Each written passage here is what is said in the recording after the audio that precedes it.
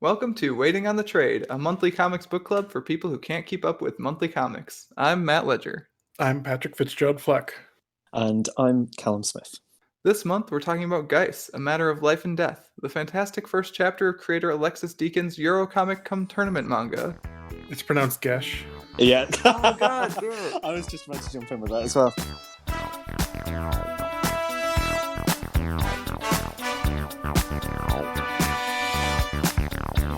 So in case you need a refresher, Gesh is the story of a kingdom in need of a ruler and the magical contest held to find said ruler. However, what the contestants don't know is that they're competing for not just a kingdom, but for their very lives.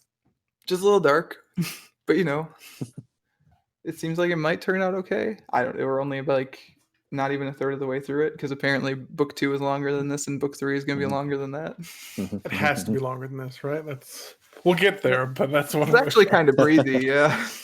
But before we get into that, Cal, welcome back to the podcast. Thank you very much for having me. It's very exciting to be back and to talk to somebody from outside of my my immediate household, which feels like a real luxury. So I'm feeling quite giddy, to be honest, already. So I'm very excited about this. Thank you. Yeah, off mic we were talking about how, Pat, you've not seen anyone in person for the last 5 months. Our worlds are very small at the moment. And we were talking about how I'm going to be one of the bad people traveling for Thanksgiving. He's the problem. But rather than discuss ethical dilemmas, let's discuss ethical dilemmas. Yeah, fictional ones. My favorite. Yeah. So, Cal, I believe you bought this book for me last Christmas, if I'm not mistaken. That sounds very nice of me.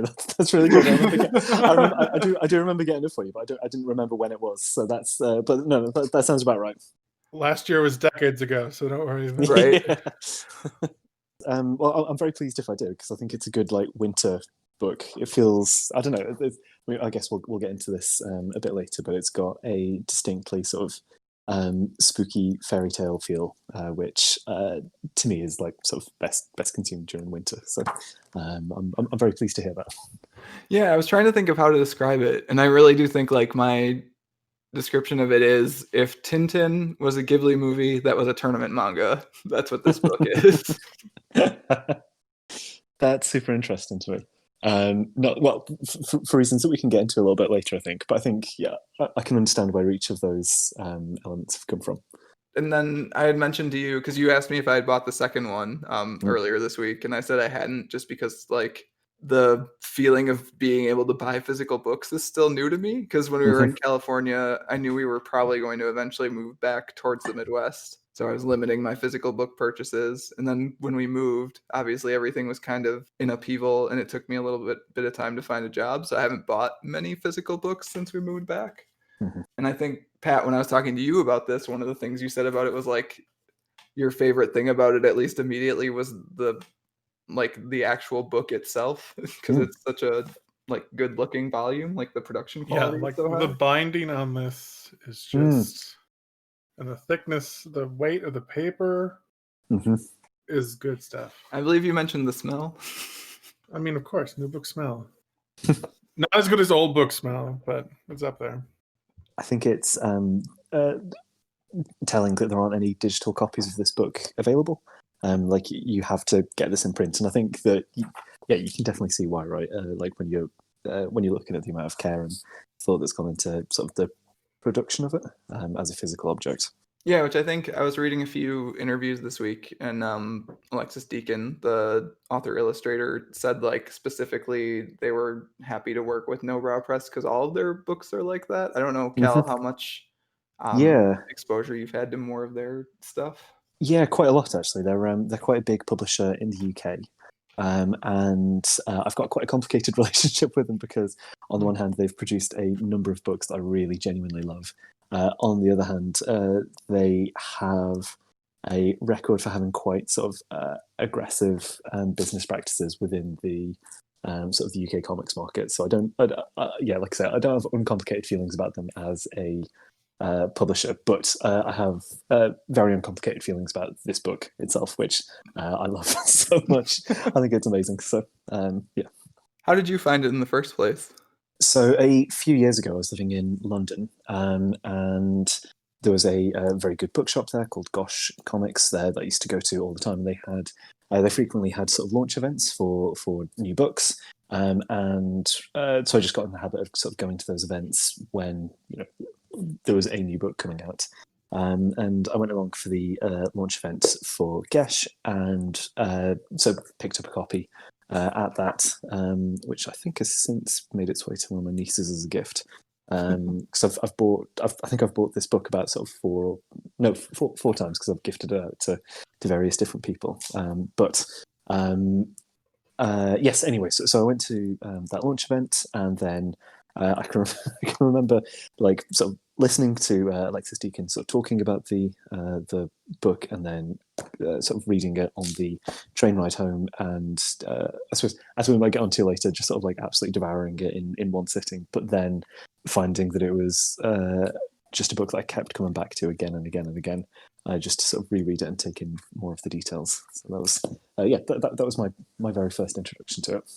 So how many comics do you think you found at Gosh Comics launch events over the years? Because I feel like this is a very similar story to the 100 Nights of Heroes story we got last time. Yeah. It's I mean, like I think that they were actually launched very, very I think that it would have been possibly within months of each other, those two events. And I don't know if you saw this in the back of the book, but there's a Isabel Greenberg, the creator of 100 Nights of Hero, is thanked in the back of this book as well.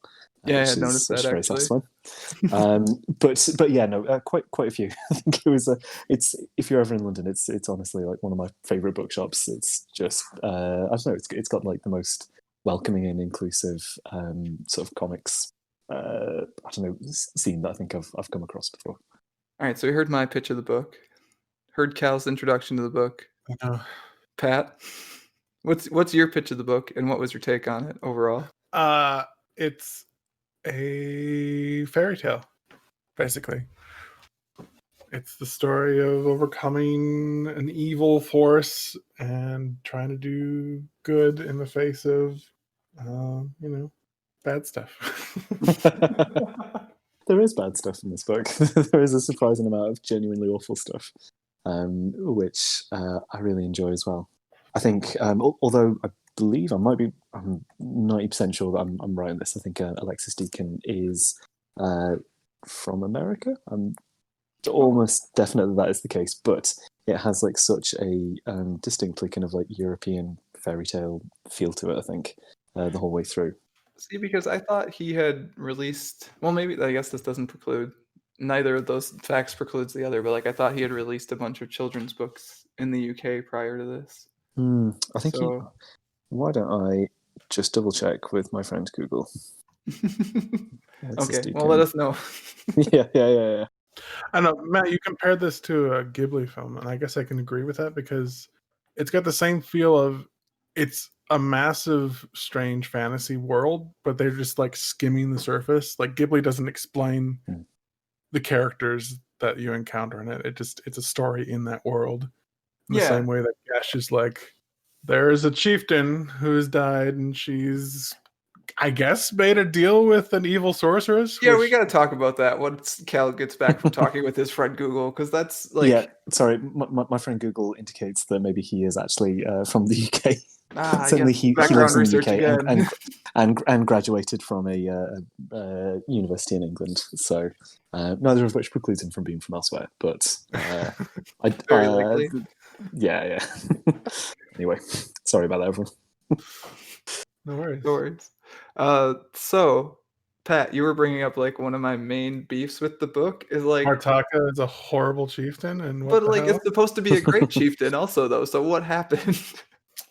I think so. This is me throwing around my privilege of having read the second book, but I think that one of the things I think I completely agree with Pat there in terms of the book doesn't feel the need to kind of explain a huge amount as it goes through. I think it trusts the reader to pick things up from context, or just to kind of go along and like either be comfortable with things being unexplained or to wait for explanations. And the second book provides a significant amount of additional kind of context, and there are characters that seem like there are characters that just appear in a couple of panels in this one who are, say, very prominent in the second book, and the relationships between them really sort of like flesh out and explain a lot more of the world. So I think that it's not necessarily the case that things that don't make intuitive sense right away, like why on earth this deal would have been struck, this genuinely awful deal. Yeah. So I had two. I don't know why we're starting here because the rest of the book is really good. I had two larger nits to pick with the book overall, and one was that, like, if this is such a great chief, like, why is she making this terrible deal with this sorceress who's going to get 49 people killed, essentially? But I was heartened by the fact that, oh shoot, I'm trying to names. I have names written down somewhere with an E. Eloise. Oh, Eloise, yeah, the sorceress. Yeah. So Eloise, when she's sent to that cave full of bats, like, also questions that. She's like, "My chief, what have you done?" So the fact that a character is questioning it, at least like the author knows that it's a thing. So I was pretty sure we'd get to it at some point in chapters 2 or 3, and I'm heartened to hear that it seems like it does come up. Yeah, definitely. And I think that there is also something that I would flag up as well, is that if you look on page 22, where the sorceress is first sort of like detailing like the true nature of the contest, it's made clear that they are bound by the same gesh as everybody else. And if you look at the definition of a gesh on the very first page of the book, I think that to me what that signals is that there is probably more to be. There's probably more to come in story terms about like what, not only kind of like what the consequences of all of the contestants being bound into this contest, but also what are the consequences for the sorceress for being bound into that as well. So I think, I don't know, yeah, I've got faith that there's more sort of context and more kind of scope for exploring a lot of the ideas in the book through the sorceress's involvement. Yeah, it definitely doesn't feel like something that was done thoughtlessly in service of the story. It seems like something that is definitely a noted part of the narrative and like will affect it in some way. So no big deal on that one. Although, like, scratching my head a little bit a couple times here and there to be like, why would you do this to people you like? I guess the second one's kind of actually tied into that scene you were mentioning, Cal, where Niobe like unveils the gesh. Shouldn't like magical contracts take intent into account? Like, they signed this contract and they didn't know what they were doing at all. Like, it feels like a magical contract especially would take your knowledge of what's going on into account. Yeah, I feel like fairies and the Fae make deals with humans when they don't understand the price that they're going to pay all the time, Matt. What are you talking about? I mean, that's fair. She is evil, potentially, right? So it's not like she's here to make a fair deal. It's look at Rumpelstiltskin. Come on. And not just to keep sort of dangling the contents of the second book, but like there's a substantial amount of that book is about lawyers arguing. I think that's maybe the least spoilery way that I can put it. I don't think you could have possibly intrigued me any more for the second book. This gets my very specific interests. Oh yeah. Sorry, I'd forgotten about Boston Legal, but yes, I think that there is a genuinely exhilarating magical court case in the second book that I think again suggests to me that like the ideas of fairness and the law and contracts are considered parts of this story, I think. See, I understand why authors don't front load their books with lore and world building because they don't want to scare off potential readers. But I think I am in the opposite camp where, like, I grew up on reading fantasy books that you open the first page and there's a map. And you look at all the maps and then you can turn to the back and there's an appendix with like characters and definitions. It's like, I need that. And this is like reverse for me. And this is like, what, the second or third comic now, Matt, that we've had It gets better in the second and third volume. They got all the stuff that I'm looking for in the first one. To be fair, I'm trying to think of it because like one of them for sure is Fables, right? Which we talked about. Yes. Yep. And we were like, oh, like it gets, if not better, at least more involved. Right. I'm trying to think what the other. Oh, Atomic Robo, right? Was the one of the other ones. Okay, I'm just trying to like put them on a scale of which one. I guess you should tell me, like on a scale of which one. I don't need to like scale them. Like, no, I'm just trying to figure it out, right? Trope that we run into now numerous times that they're like, and I get it. It's to get a wider audience, you want to slip them into this world as opposed to like, here's a wall of text. I need you to understand the motivations for everyone, where they're coming from. And I can see how that would scare people away. But personally, give me that wall. I appreciate the backstories and the motivations on the get-go. And then it's like, oh my God, that person just did that thing, but they're from this house. That's going to piss off this faction. Oh my God, what are they going to do? You want like full Shakespeare, is what you're saying. Right. Yeah. I mean, and you brought in, and in your notes, Matt, you referenced like a few of the animes and stuff. You said this reminds you of like Naruto and that kind of stuff. And part of the reason why I like Naruto is the characters and their motivations and like the different ninja tribes and like why they have motivations, so that anything that happens with these stupid kids has larger ramifications for the world that they're in. I mean, this is going to have larger ramifications. They're trying to figure out who's the leader of this country. I'm impatient now. I want world building. And I mean, you're definitely not getting the like 5-minute scene where everyone comes on stage and says, I am Naruto. I used to be a fox child and this is my deal. Like, you're not getting that for sure. So, right. Which again, I completely understand why that's not a thing.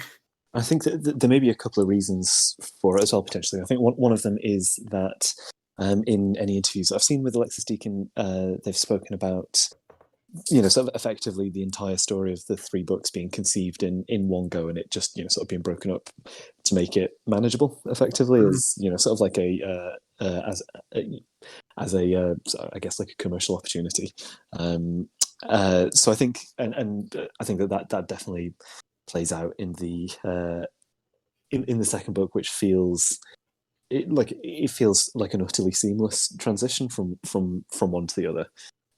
So I think that there is maybe that sense, and you do get an awful lot more sort of backstory for key characters in that book as well. So I think that there is maybe that reasoning behind, sort of the fact that it isn't front loaded with exposition in this book. But I think something that I was thinking about a lot when preparing for this episode was about just sort of like what makes something feel like a fairy tale. And I think that one of the things that is true of all sort of like good fairy tales is that you just get dropped into a world and there's not really an explanation of anything, and it is just, you're just required to just sort of go with the rules that you're or like the setting or the people that you're suddenly surrounded by. And it very much has that kind of sense of, I don't know, kind of like confidence, I think, that sometimes comes with like, again, just like really effective fairy tales where it doesn't feel like it's necessarily bothered about bringing people on board that aren't already there. I don't know if that translates. If that makes absolutely sense. That was very diplomatic phrasing, by the way. But yeah, so I think that there are those kind of things. Because I think there's even with the different characters within the book, you don't get a huge amount of information about sort of what the relative status or power is of different people. I mean, I think you can work it out by sort of like judging their interactions with each other or like how they look at themselves. But yeah, there's no family trees or sort of maps of the kingdom to well, I just want to know like what a kite lord is and why. I know, it's exciting, isn't it? Well, I mean, it has war kites, so you know that at least. I did. A point in your favor, Pat, is like I had to look back through the book after having read it 3 times, at least a couple times, to pull out people's names while I was writing my notes. So like, which I don't think is super important because each of the characters are so like they look so unique, so you know who's who when you're looking at a page. Like, I couldn't quite pull each of them apart to the degree that I wanted to or needed to put like the notes for my discussion together without actually going back and like sitting with a page for more than, like the amount of time that someone would take to read this book. So like I guess that's like a point in your favor, but I also agree, I think more with Cal that like, I'm not saying and I I'm think right or again, this wrong, kind of by the way. I'm not saying no, I know it's an interesting you discussion. always want to is what I'm rank saying. things, Like, Matt, but I'm just saying. I do, I really do. It drives Cat crazy, actually. I do. It's the way my brain works, but like at the same time, and I think we've had this discussion too, especially with like that Green Lantern episode we recorded, where like because my brain is primed on intricate superhero comics that like it knows that might not make sense in the moment, but will once you link them up with the comics from 20 years ago or the comics from like 5 years from now. I think you've just explained to me why you like Grant Morrison so much, because this is what I was going to say, actually, the exact thing. Is like, so the specific panel what you said about fairy tales reminded me of, Pat, and also, or what you said about fairy tales, Cal, and what you were talking about, Pat. There's a specific Batman and Robin panel where Dick Grayson is shoving Jason Todd as the Red Hood onto a table while Jason Todd's trying to explain like how he got to the state he's in right now. And Dick Grayson shoves him on a table as like backstory, not interested, and then the story moves on from there. So yeah, that's my take on it. That's my opinion. Is that panel of Batman and Robin, which I have to find for the show notes now. And I wholly admit that I'm judging the first volume of a trilogy based on my preferences of series, like other medium that I've consumed. Like Matt, you compared this to Avatar: The Last Airbender. Like I've watched that a few times and I know all the backstories, but if you watched episode 1, Boy in the Iceberg, it's a completely different feel from the last season of it. So. Yeah. Which I think just takes time. Like most shows kind of get like that, I think, where the first season is sort of set up and then once you've got so many pieces that have already started connecting. Right. I'm trying to think about this versus like say a Sandman, which I know you've talked about wanting to read for the podcast in the future, right? Like Absolutely. I'm trying to remember like how much a Sandman did or didn't just like drop you into it, and I honestly don't remember off the top of my head because it's been so long since I read that first volume. It pretty much drops you straight in, I think, or at the very least, like the scope of the book expands exponentially later on, and there are references to plenty of things early doors that aren't sort of explained A until much later, or B ever at all. So I think it's got the Dreamland stuff. I remember being thrown the first time reading it with all like Cain and Abel and that kind of stuff. It's like, well, okay, this is weird. What's going on? But no, like it's always an interesting discussion to have, and like I think comics do that more too because they can lean so much on the visual aspect, whereas a fantasy novel is more apt to give you this whole rundown of like the entire intricate political or magical or whatever structure behind it because you can't show things as easily. Whereas in a comic, you can definitely just like put a character on a page and it doesn't really matter what their name is. Cause like, I think Archer, I had to look up his name 2 or 3 times, even though he's like my favorite character in the book. Archer, yes. Yeah. I mean, I think another thing is because it's got such a wide cast of characters and people are already dying that like the Chamberlain, I don't have strong opinions about him dying and becoming like a wolf zombie because like I got one half profile of him looking a little fishy and that's about it. So I don't know who that guy was or what his standing was in court. To be fair, the only thing you need to know about that is that it's super creepy. Yeah. Well, like he's called Chamberlain, so the first thing I think of is the Dark Crystal, and like I didn't like that character, so obviously he's probably not a nice guy if he's a Chamberlain. And like he lands in the middle of wolves, so like I feel like the sorceress didn't give him as much chance as it gave the other people, but well, it was entirely random, Pat. Was it? Okay. Well, I honestly don't know. I wouldn't be surprised if it's not. I believe it to be entirely random, and I think, I mean, from like a narrative point of view, from what I can work out, I think that the role of the Chamberlain, other than providing like a genuinely horrifying image when he comes back in his sort of skeletal form, is to make you feel mounting dread about what is going to happen to, I suppose, particularly Ben, when you realise that he is going to forfeit his life without even realising what the consequences are. I think that one of the things that stands out to me about the book is, I think it goes back to what I think something you were saying earlier, Matt, about the strength of the character designs, because certainly within this first book, you don't get a particularly deep understanding of different characters. I think you get exactly what you need, which is either their sort of narrative function or kind of like one big bold personality trait about them. So you have, sort of Io being strong-willed and but like fundamentally good. You've got Nephis, Nemes, who is fundamentally, I suppose, weak-willed and unkind, and then sort of people in between as well. But I think that's all that you need in this first book, just to sort of get you through. And then I suppose, as you were saying as well, Matt, like the cast is being whittled down, and that continues quite dramatically into the second book as well. I was gonna say, there can't be that many people that make it into the second book, because 50 is a big cast, and as a person who's tried to write 6 people, that's tough. Yes, that trend continues. I think that's the least spoilery way I can put that.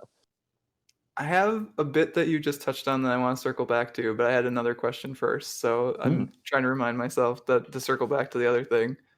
Most important question first, though. Did you guys have a favorite character or contender in the book? I liked the chief judge. Nice, good. Well, her character is the archetype that I appreciate. You should read the second book. I would imagine. Just say, it seems like there will be more lawyering. I don't know. She seems like a very wise and talented lady, and she's no nonsense. She knows that language of the people that she lands in, so she doesn't get pitchforked. Yeah, I guess notably the only character I think we saw that didn't have to overcome a physical trial to get back, right? Well, the potential was there that she could have fought. If it was the leader of the army, I'm sure he would have whipped out swords and sort of chopping off heads. If it was any D&D party, that would have been a fight, right? Yeah, she's no murder hobo. She can talk. She's got high charisma. She's good. And then she also realized that shit's going down. She comes back and sees Io and Nemes freaking out. It's okay, well, something just happened here.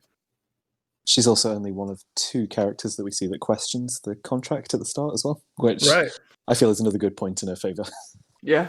Well, I think that's rule number 1 when you become a lawyer. Is don't just sign stuff without reading it. Come on. Yeah, I like her. I think that's a good choice. I think for me, it's either. Arta is phenomenal. I really, really love Arta. And I'll be interested to know how much of your affection from Matt comes down to the fact that he's dressed exactly like sort of early Dick Grayson Robin.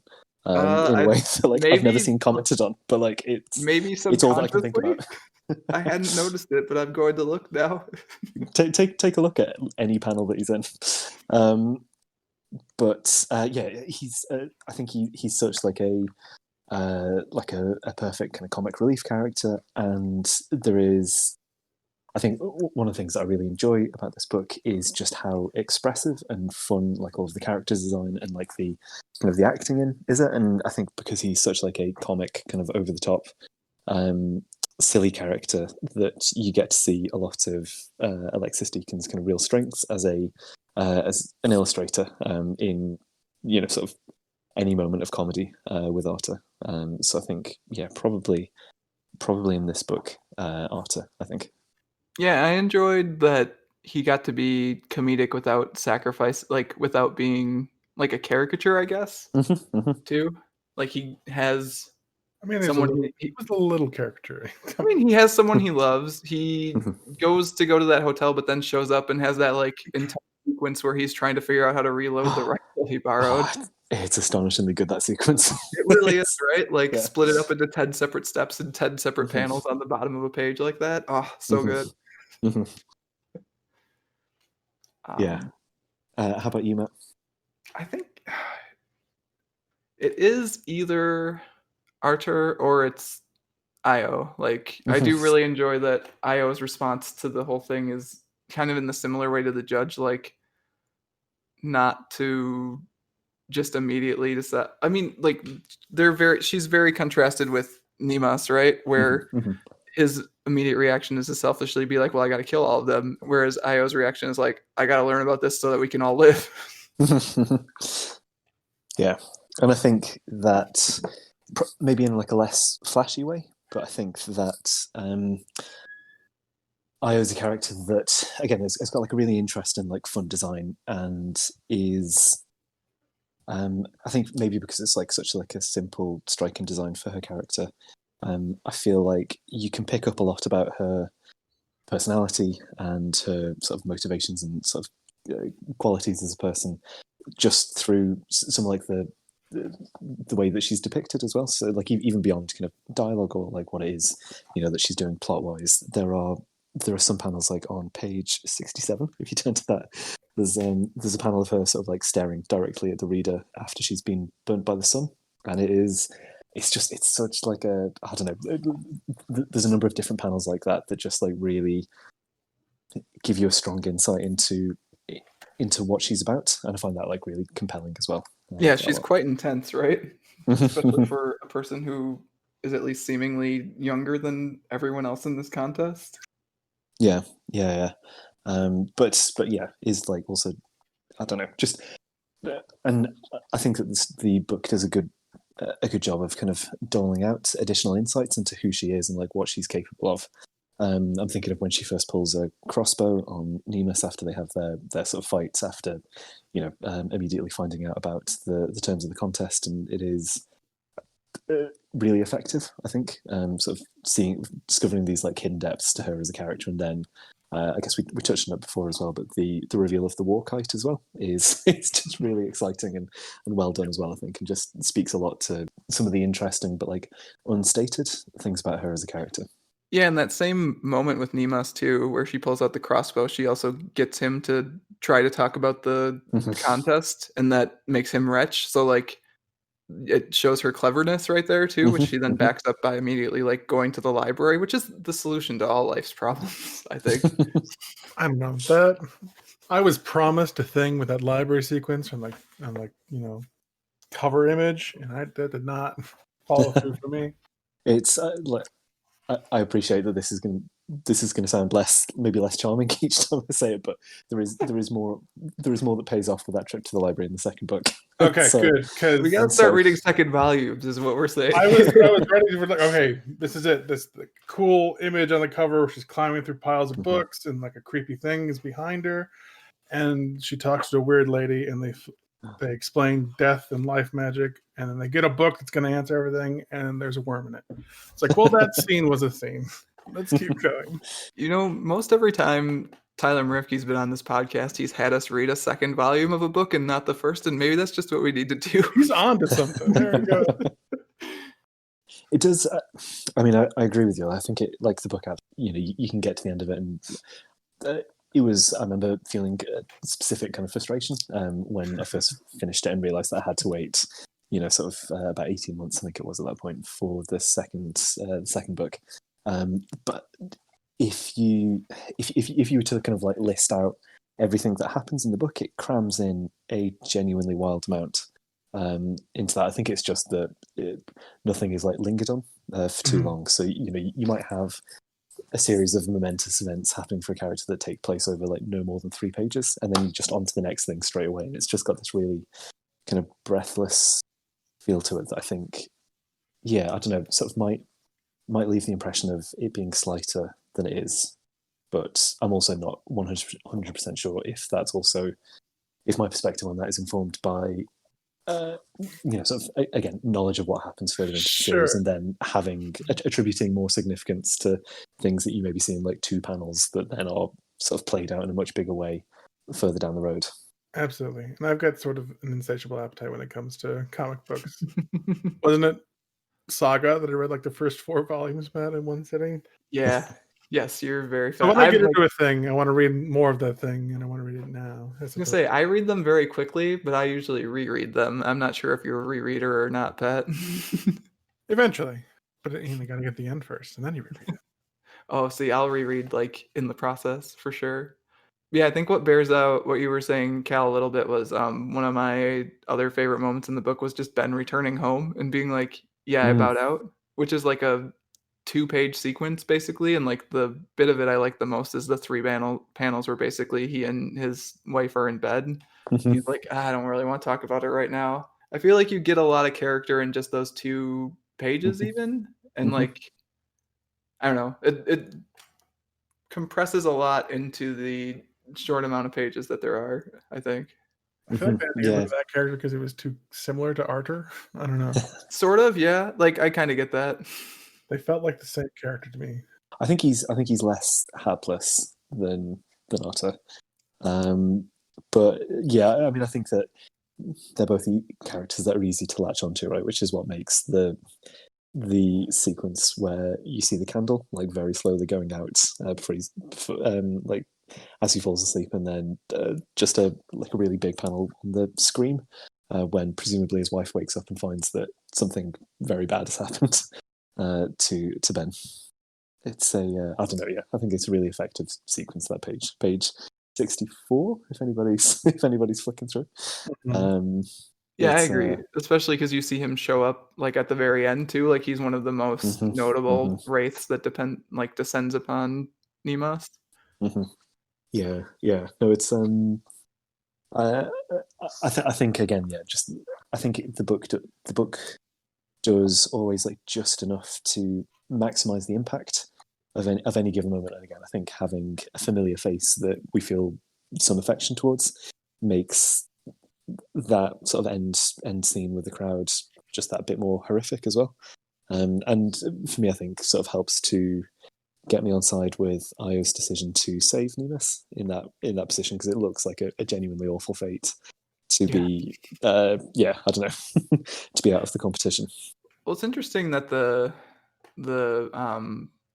Lord Chamberlain became this weird wolf man, and then I know, I was looking forward to other like mutants and stuff. Oh, they're just great people. Okay. I think this is entirely headcanon, but I do wonder if it has something to do with like the nature of your death. And I think it has to, right? Because I was just thinking about this now, how when Io was struck by the sun, she also became kind of one of those specific wraiths. Yeah.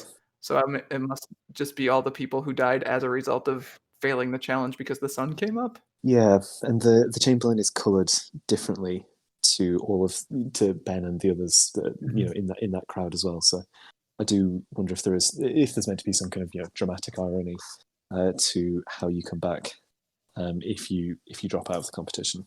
But again, I feel like the sorceress admits that I don't need to kill you. I'm just going to kill you. Yeah, yeah. That's not part of the thing. I just want to kill you.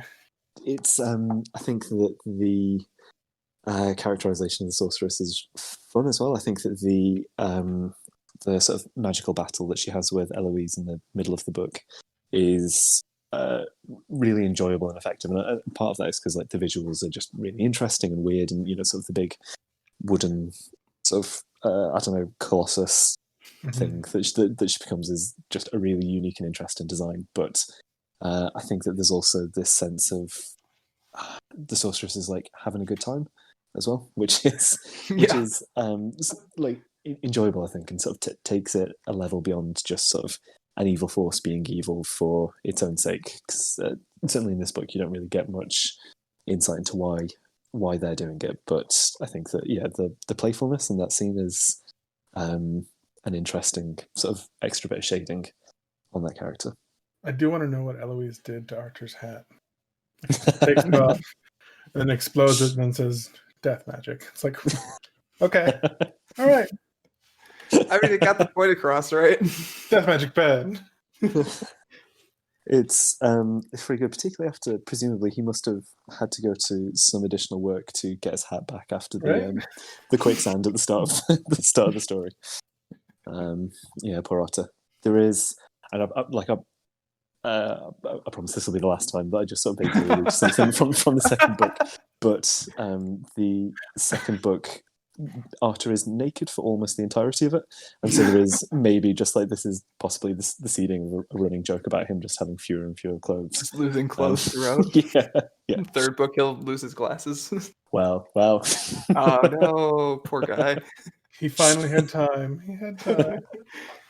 I think it is a book with a sense of humor as well. I mean, I guess we've touched on that a bit already with like some of the slapstick stuff with or more slapstick elements with Otter. But I think it's fantasy isn't always a genre that like I'm like immediately super interested in, and I think that that's because in maybe too many versions of it that I've read, or like too many versions of like contemporary fantasy, there's like a real self-seriousness about it, and I don't think I think this book is very earnest, but I don't think it's self-serious either. I don't know if you guys have got any thoughts on that. You're saying fantasy taking itself too seriously? I think that can be. I think that's been my experience with a lot of sort of like modern fantasy stuff, which is that like that it can be quite humorless at times. I think a lot it's of a big people generalization, but who enjoy fantasy, or like who enjoy fantasy enough that they want to write their own, remember the parts of Lord of the Rings where like people are fighting or trudging up the mountains and don't remember like Tom Bombadil. no, that's Does a good that make point. sense? Like, No, I mean, even when you that's get super them like interesting. Yeah. cut down to the movies, like a lot of that stuff leaves and it becomes pretty, not completely, but a lot like a straight up drama, right? So like I think those are the parts that stick with people, and then that's what they bring to their own take on it without like realizing that they did actually enjoy the other stuff too. Maybe that's, I don't know, that's an in the moment hypothesis, so may need to be tested. But No, I think there's a lot to that, definitely. I think one of the things I was thinking about when preparing for this episode was like other fantasy comics, first of all, and sort of how I thought it compared to them, but also then sort of more broadly fantasy literature. And I think there's a number of like fantasy novels from the last sort of 20 years that I've really genuinely loved, but I think it's as a genre as a whole, I think it's often kind of pigeonholed as like as basically sort of just Tolkien or a Tolkien or something that's explicitly reacting against that. And so it's like it was nice for me to see something that felt really distinct and felt like it had an identity of its own, and it wasn't just a play on something else. It felt like a fully formed, coherent world. yeah, that its you own didn't need thing. to, Yeah, and I'm thinking about like all three of those sort of major influences or not influences, but like sort of things that were connected in my brain to this. And like Tintin, funny. Ghibli movies, usually funny. Avatar, funny. Like, so that sort of makes sense. And like I enjoy all of those things too, so I guess it makes sense that I enjoyed this also. I also like a little dash of humor in my drama. No, I think it matters, particularly when there are elements of this book that are exceptionally sort of harrowing and bleak as well. I think for something that's, I presume, aimed at kind of like quite a broad audience. Like I don't think it's specifically aimed at children, but there's nothing in here that you couldn't. I don't know. There's no sort of content warning that you'd need to apply to it other than spooky Chamberlain people. I mean, you said you bought it for your niece, right? Yeah, I did, and she enjoyed it. I do remember her being a bit disturbed by the bit where Eloise's tongue got ripped out. Yeah, exactly that. Yeah. Even then, there's no blood; it just flies away. Yes, yeah, no, that's true. Yeah, but I think it was enough to sort of make an impression on my next. But I mean, that's fairy tales, right? And like grim fairy tales is pretty horrific when you get down to it. No, that's true. How old was your niece at the time? Probably about. I mean, she wouldn't have been more than like 8, I don't think. So, I think it was. Yeah, I don't know. maybe probably like a touch too young for it. I think kids can handle more than we give them these days. Like I think of all like the Don Bluth cartoons that we watched, the movies. Like there's some pretty. Fievel had some pretty messed up imagery in it. All dogs go to heaven. I mean, come on. So I think kids can handle it, and I think it makes a greater impact on them. Because definitely. You've got the strong sense of good and evil, and into that. Yeah, no, definitely. I think, and again, just to keep bringing up this point, I think that's another element of the sort of where I think it's grasped what it takes to be an effective fairy tale. Is it has like a really clear sense of morality, and I don't think it's like necessarily a simple one. It's not. it's not like a purely kind of like binary right or wrong thing. I think that we're meant to feel conflicted about Io's decision to rescue Nemes at the end. I don't think that that's I think that's meant to be more complicated for the audience than it is for Io in that moment. And again, that kind of slight, like a clear sense of morality, but at the same time a bit of an ambivalence towards it, I think is very sort of fairy tale to me. So that kind of circles back to the second big question I had that I was going to force myself to remember from forever ago. Is you had called Nemas weak-willed when you were talking about him a while ago, and like obviously it's a podcast, spur of the moment, whatever. But I don't know that like that's the specific word I would go with. Like I don't think he's weak-willed. I think he's selfish, and I think he's a little bit self-aggrandizing.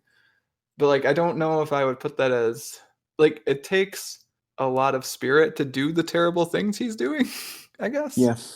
I mean, like, I don't know. There's a moment near the back of the book where Io asks him if his life is that much more important than the rest of theirs, and he says, yes, no, I don't know, or something to that effect. And like that felt so honest to me of like if you operate within the rules of the contest, which Io doesn't want to, but he's not like Nemes has not figured out that that's even an option. Like if you operate within the rules of the contest, 49 of them will die and one of them will live.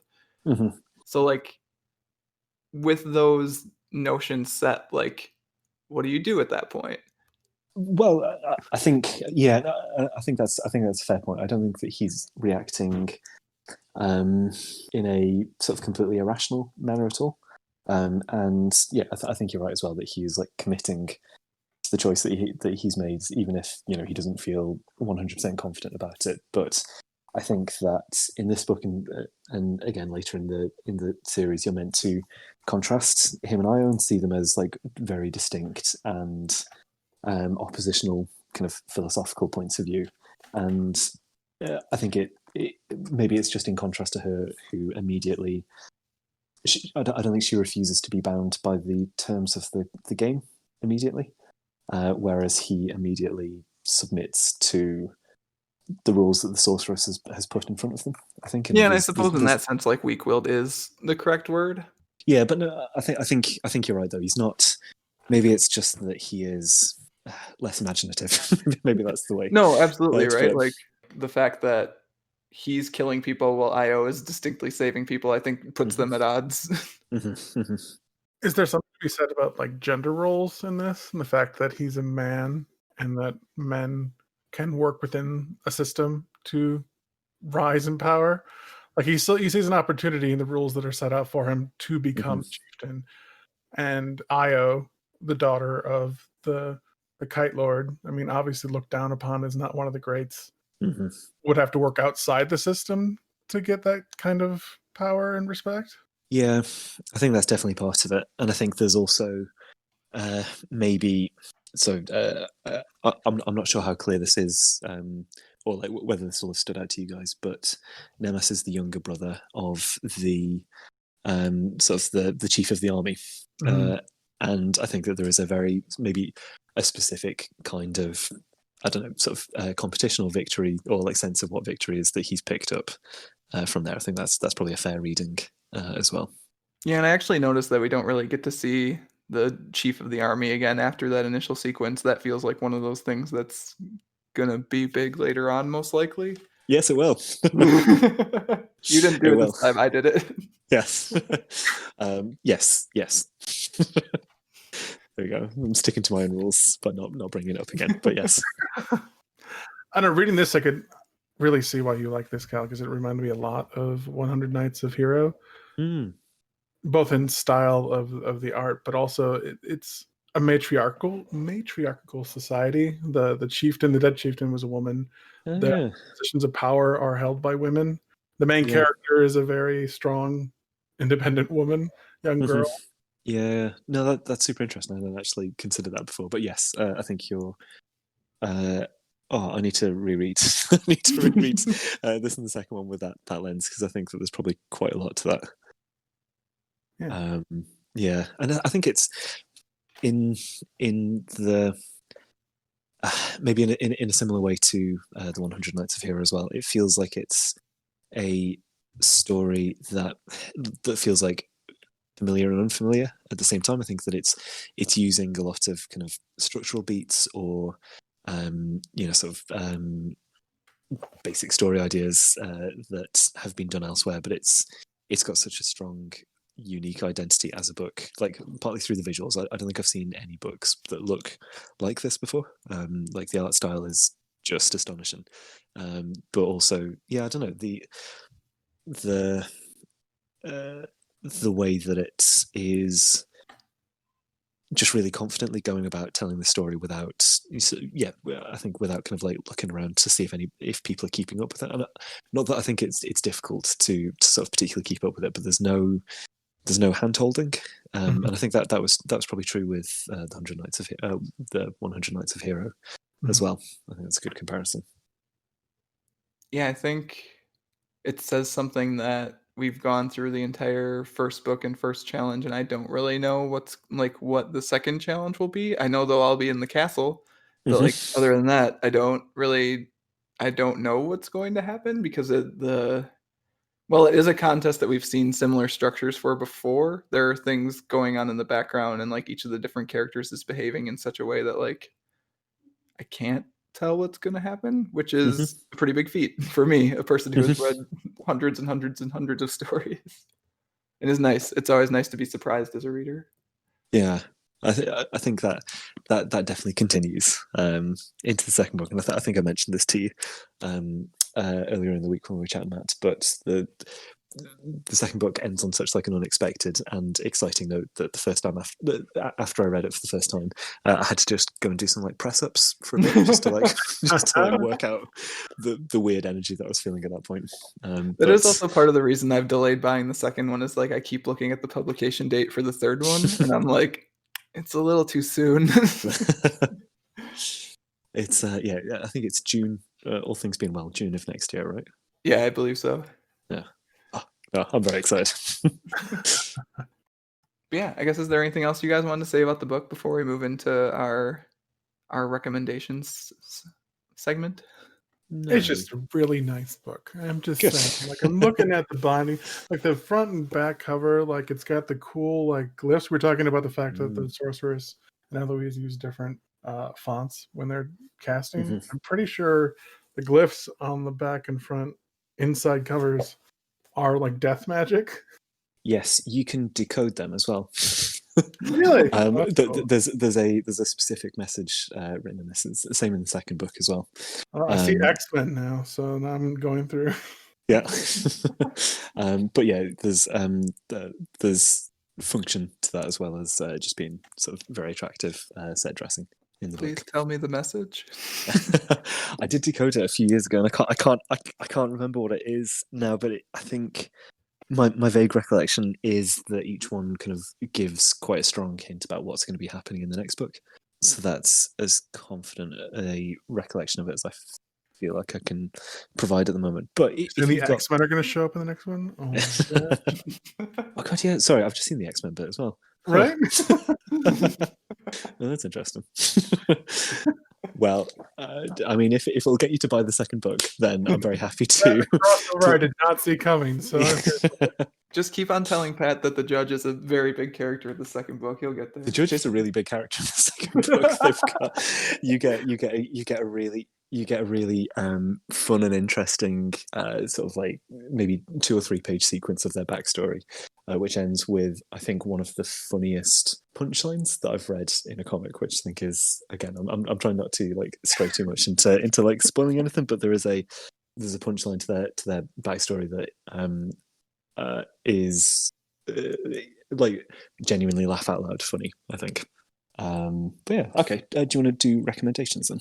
Yeah, I think despite the fact that Pat disagrees with me, this has really strong Avatar: The Last Airbender vibes to me. So like, I've been meaning to get a big rewatch in anyway, so that's my recommendation. I was trying to think of a comic, and I think for a lot of the reasons you were saying, Cal, where it feels a little different than everything else that I've read to me, like, or at least notably different, that I didn't have a good comics recommendation. Sort of gives me Bones vibe. I don't know. Oh, a little bit. I Yeah. can see that. I mean, Bone is much more dense for sure, but it also has the funny next to the fantastic. The serious, yeah. Yeah. That's really That's a good interesting. I guess that's one of my recommendations. And I also was thinking of Stardust, Yeah, I can see that as well. the competition to see who's going to be the next king, thrown into a fantasy world that you don't know the rules of, and trying to figure out where you land. Also, evil witches. Got to watch out. I was trying to think of a good like manga to recommend based off this because like it does give me such strong like. I was thinking Yeah, Tower yeah. of God. I watched the anime. I haven't read the manga, but Okay, I mean I've read a little bit of it on Webtoon and like, yeah, could see. It's not quite as. There's I don't fairy know what tale. the yeah, right. Yeah. Like it's a little bit more. I don't feel like it's quite as immersive. Also, if that makes sense. It's not. For me, there's probably a couple that I'd recommend on the back of this. One of them is a book called Beautiful Darkness, which is definitely a European comic by Fabian Vellman, and I can't remember the artist's name, and I feel very bad about that now. But it's got similar the art style. I think it's got the same kind of like painterly, sort of like really interesting art. In terms of the actual content as well, I think it does a really good job of being a sort of very sad and slightly scary fairy tale that just sort of spools out without really explaining too much about itself, and just you have to kind of go with it almost as a sort of mood piece. So that's one that I definitely recommend. I think if anybody enjoyed this, Nice. We'll be sure to check that out. it's really good. I recommend it very highly. It will be like it's one that I feel it's a much more kind of arduous read than this. I think in that it goes to much bleaker and unpleasant places, but it is similarly interesting and unique, I think. Maybe next year then. Yeah. I think it's for a few years it's been like a real sort of premium that I've placed on like any story that I'm reading about like how much it values kindness, and I think that this book definitely does that. And I think that it makes a very clear judgment that is the better way of doing things. Yeah, absolutely. I think the ending makes that pretty clear. Yeah. But I'm just trying to think. I think that probably has been subconsciously reflected in most of the stuff that I've gravitated towards this year, just because it feels like a good and necessary kind of booster, right? Yeah. Which this was a great book for it. So thank you for having us read it. Yeah, thanks, Cal. You're very welcome. No, thank you very much, and thank you very much for having me on as well. I really enjoyed this, so thank you very much. I think that's going to do it for this month's discussion of Geis. Yeah. I almost did it wrong, I swear. As always, if you want to get in touch with Pat or myself, you can find us on Twitter as @WattPodcast. You can also email us at waitingonthetrade@gmail.com and read more comics-related goodness at mattreadscomics.com. Cal, where can people find you online, assuming you want to be found? I've actually since the last episode I've decided that I don't want to be found. So That's just leave it at fair. that. Solid choice. I'm mostly doing that this year also, so... Well, I'm delighted that you came online to chat with us, Cal. Appreciate it. Yeah. No, yeah, and yeah, genuinely, thank you so much. I had a really good time.